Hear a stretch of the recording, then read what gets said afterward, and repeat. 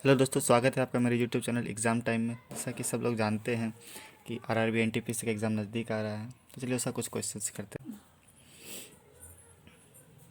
चलिए RRB NTPC के expected question करते हैं 2020 के लिए।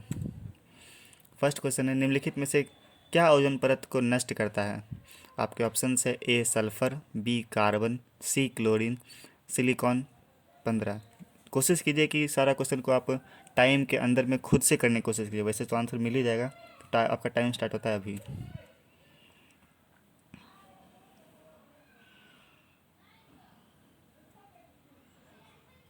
सिंपल ही क्वेश्चन है, कुछ ज़रा हार्ड है ही नहीं।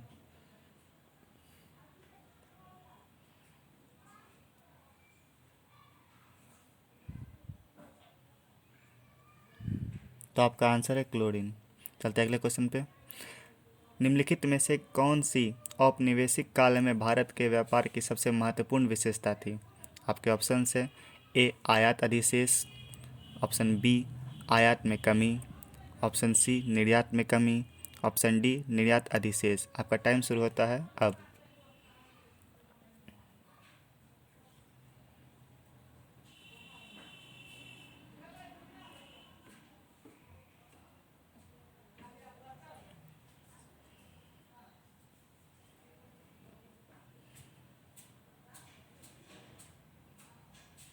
और आपका आंसर है निर्यात अधिशेष।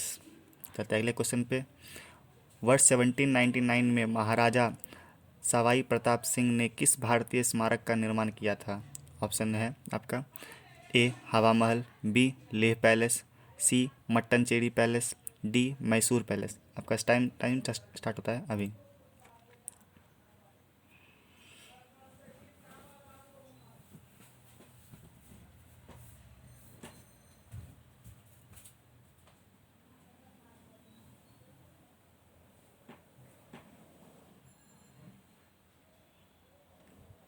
और आपके आंसर्स हैं हवा महल।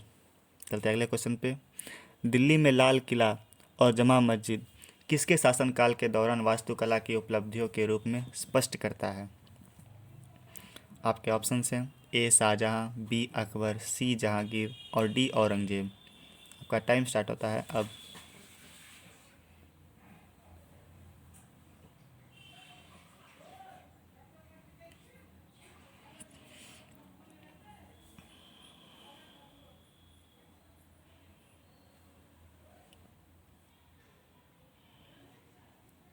और आपके आंसर्स हैं ए शाहजहां।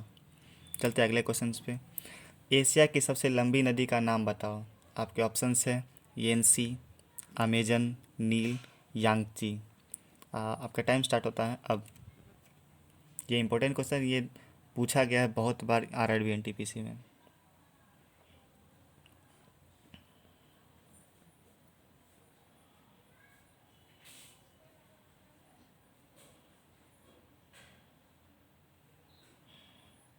और आपके आंसर्स हैं यांगची नदी, ये चाइना में पड़ती है। चलते हैं अगले क्वेश्चन पे। आगरा में यमुना नदी के किनारे अपनी पत्नी मुमताज महल के लिए ताजमहल का निर्माण किसने करवाया था? ये तो सबको पता होगा। ऑप्शन से आपके औरंगजेब, अकबर, जहांगीर, शाहजहां। आपका टाइम स्टार्ट होता है अब। सिंपल क्वेश्चन है तो सबको पता होगा।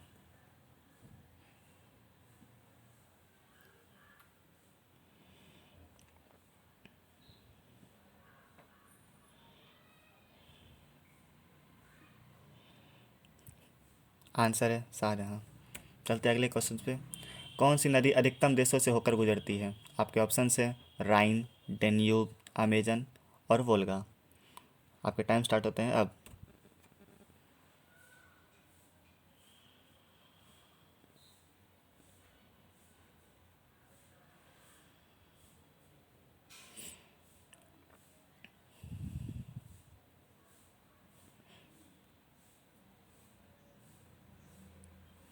और आपके आंसर्स है डेन्यूब नदी। चलते हैं अगले क्वेश्चन पे। किसको एक्सरे की खोज के लिए 1901 में भौतिकी का पहला नोबेल नोबेल पुरस्कार मिला था? आपके ऑप्शंस हैं Wilhelm Roentgen, William Thomson, Louis Pascal और विलियम क्रुक्स। आपके टाइम स्टार्ट होते हैं अब। जहाँ तक हो सके खुद ही आंसर देने की कोशिश कीजिएगा।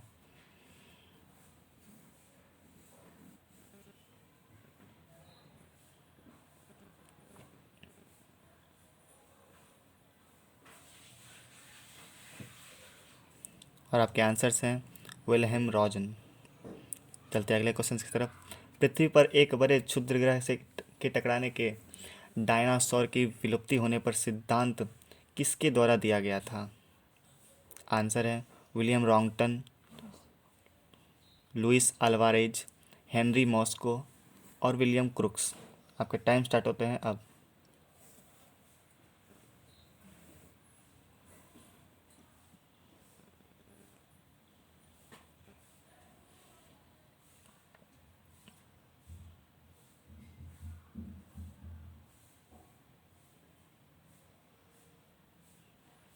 और आंसर है लुइस अल्वारेज। चलते हैं अगले क्वेश्चन पे। डैश को उसने शाहजहां के दौरान आर्कटिक किंग कहा जाता था और विश्व इस मुगल सम्राट को कला और संस्कृति के अनूठे विकास का साक्षी है। आपके ऑप्शन है शाहजहां, जहांगीर, औरंगजेब और अकबर। आपके टाइम स्टार्ट होते हैं अब।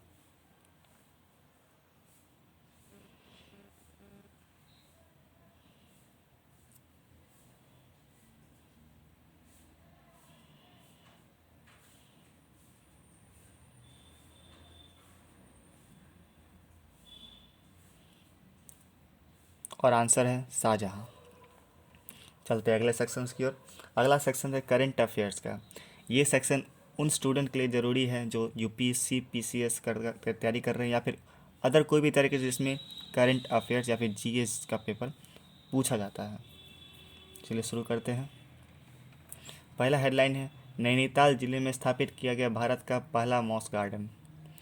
उत्तराखंड वन विभाग में नवनिर्मित मॉस गार्डन को लोगों को समर्पित कर दिया गया है। इस गार्डन के संदर्भ द्वारा किया जा रहा है कि यह देश का पहला ऐसा उद्घाटन उद्यान है जो कुमाऊं के नैनीताल जिले में 10 हेक्टेयर में फैला है।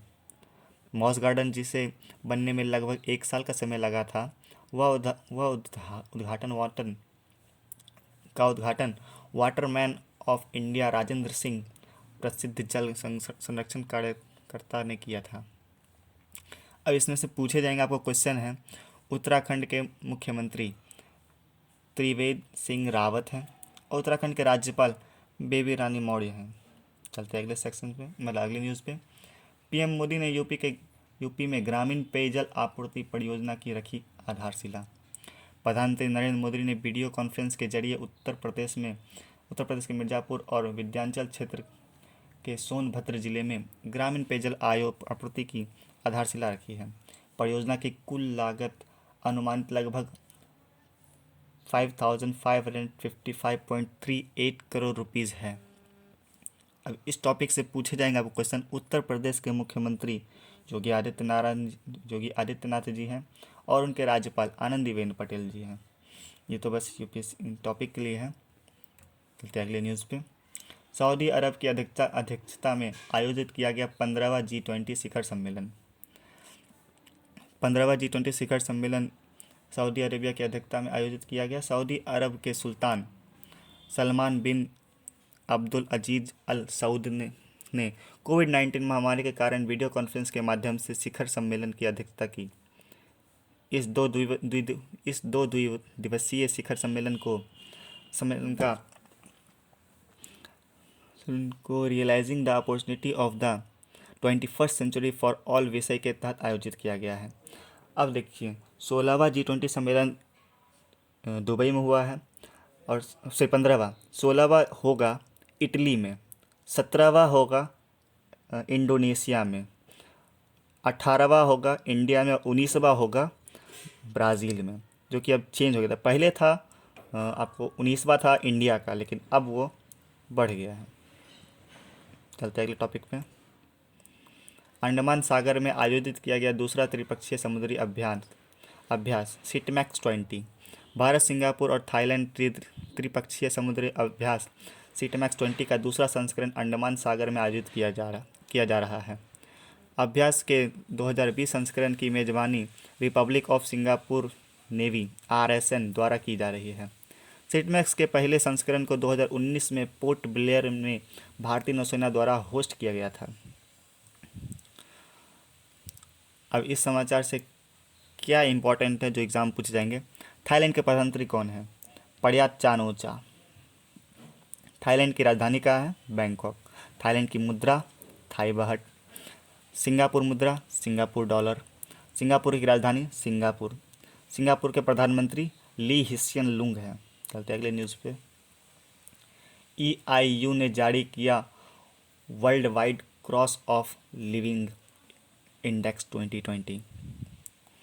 EIU ने इस साल 2020 के दुनिया के सबसे महंगे शहर की सूची world wide cost of living WCOL जारी की है, जो उनकी जीवित लागत पर आधारित है। सूचकांक 133 शहरों पर तैयार किया गया है, जिसमें हांगकांग, पेरिस और ज्यूरिख सबसे महंगे शहरों के रूप में शीर्ष पर रहा है। दुश्मिक, टॉस्केज, लुसाका इस सूची में सबसे सस्ते शहर के रूप में अंतिम 3 स्थान पर रहे हैं। इस टॉपिक से एग्ज़ाम पूछे जाएंगे। इकोनॉमिक्स EIU का मुख्यालय कहाँ है? तो लंदन, यूनाइटेड किंगडम में है। EIU की स्थापना कब हुई थी? 1946 में हुई थी। चलते अगले टॉपिक पे। भारत नेविगेशन उपग्रह प्रणाली के लिए IMO मान्यता पाने वाला चौथा देश बना है। अपने IRNS यानी कि नाविक का नाम तो ज़रूर सुना होगा। अब उसको IMO द्वारा मान्यता प्राप्त हो रही है और मान्यता पाने वाला भारत चौथा देश बना है। इससे पहले अमेरिका, रूस और चीन को मान्यता मिल चुकी थी। अब IRNS के बारे में कुछ जानते हैं। IRNS को हिंद महासागर के जल में जहाज़ों के नेविगेशन में सहायता के लिए सटीक स्थिति सूचना सेवाएं प्रदान करने के लिए डिज़ाइन किया गया था।